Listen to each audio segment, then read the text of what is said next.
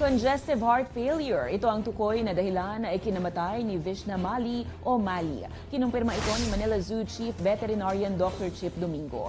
Bukod sa sakit sa puso, nakita rin ang iba't iba pang karamdaman tulad ng bukol sa liver at sakit sa kidney.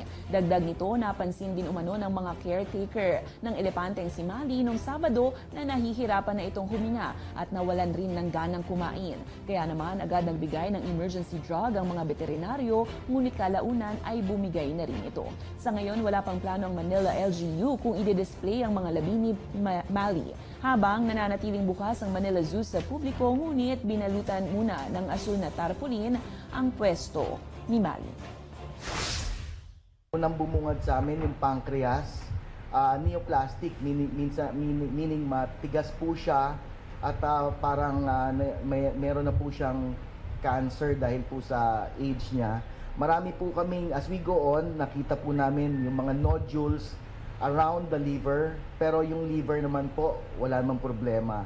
Yung kidney niya, though slightly inflamed, possible po dahil masyadong malaki, kaya po parang may pressure. Balot po ito ng taba. At the same time, nakita mo namin yung aorta, yung tubo, palabas ng kanyang puso. Ito po ay may makapal na taba na nakabara doon sa maari po yun ang cause ng pagkamatay. Ngayon po sisimulan po namin ang pakikipag-usap ulit with the Sri Lankan government. Kami po ay susulat ng formal sa kanila to inform them na wala na nga po si Mali, and at the same time po maka-request po kami sa kanila ng replacement